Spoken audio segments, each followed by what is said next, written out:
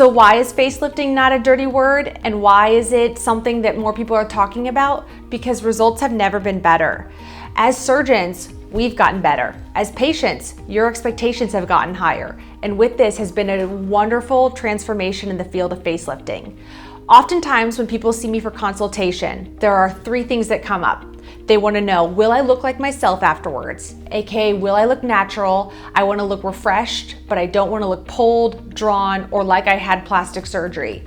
They want to know what the recovery time will be like, and they want to know how they need to prepare. These are kind of the three big categories that come up. And eventually, I'm going to talk about all those things. But at the start, to kind of bring into why you will look like you, that jumps us back to the evolution of techniques and expectations. So facelifting today is not your grandmother's facelift, it's not even your mother's facelift. Back in the day, surgeons didn't know better, and all we would do would be to lift the skin, pull it back, tailor and trim the excess, and send patients on their way. Well, understandably, these results didn't last very long, nor did they look great. So patients would come back to their surgeon and say, I had surgery, why does it look like I didn't get any improvement from it? And surgeons, trying their best for their patients, would then do the exact same thing again. Eventually, you put the skin through that enough and people do look pulled, they do look drawn, and it does look plastic because it ends up being nothing but scar tissue. Wise surgeons then started looking for a better way, and they started manipulating the deeper structures of the face. We now refer to this as the SMAS, or the superficial musculoapneurotic system. The best way I describe it to patients is not always, let's say, the most highbrow, but it's one that people intuitively get. It's kind of that fascial wrapping and that thick layer in a chicken breast or a chicken leg. I know, not always nice to compare people's face to, poultry, but it's something that you can intuitively get. It's that strength layer that's enveloping and encasing the muscle.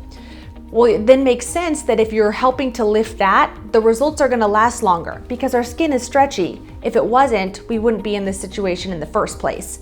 So surgeons began placing stitches and modifications in that deep layer in the SMAS to try to get results to last longer. And we saw this. Great win for patients, great win for surgeons. But it still had limitations. And that's because we age in 3 dimensions. And here's where the techniques have gotten really exciting. So everyone can intuitively kind of see the wrinkles, the stretch out neck bands that happen from the skin aging.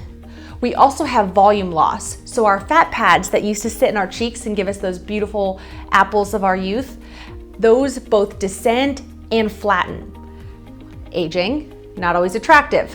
Finally, we age at the skeletal level and we lose bone volume. So bringing those 3-dimensional changes of aging together, surgeons then wanted to seek for a procedure that would address all 3.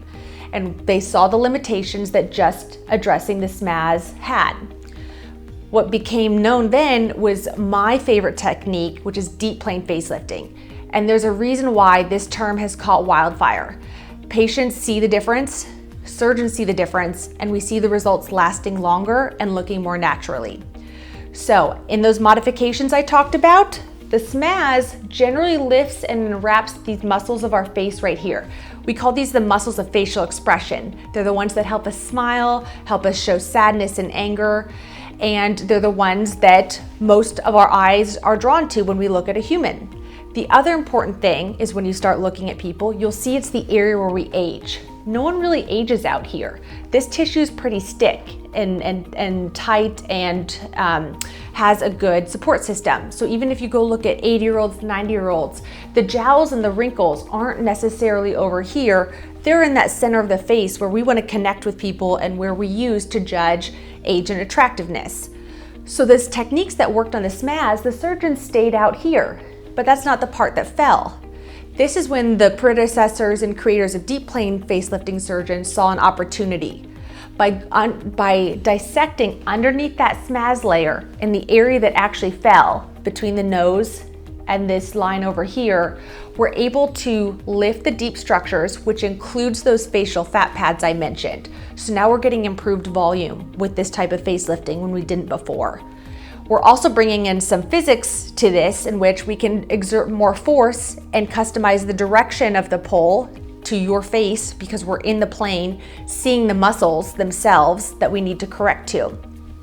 It also then makes everything last longer and look more like yourself because we're not dissecting between the skin and the fat and all those different layers.